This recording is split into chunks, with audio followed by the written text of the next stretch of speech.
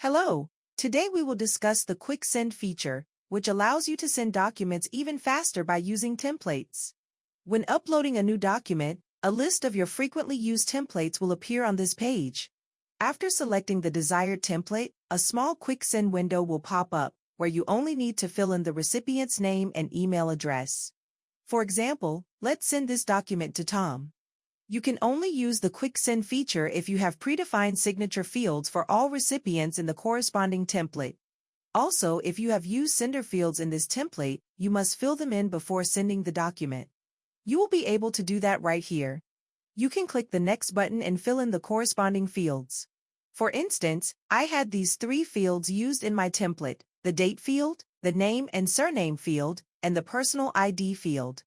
If you wish to fully edit the document, you can click on Editing Mode. Otherwise, simply click Send, and the document will be sent directly to the signatory. Alternatively, to disable the Quick Send feature, navigate to the Templates page.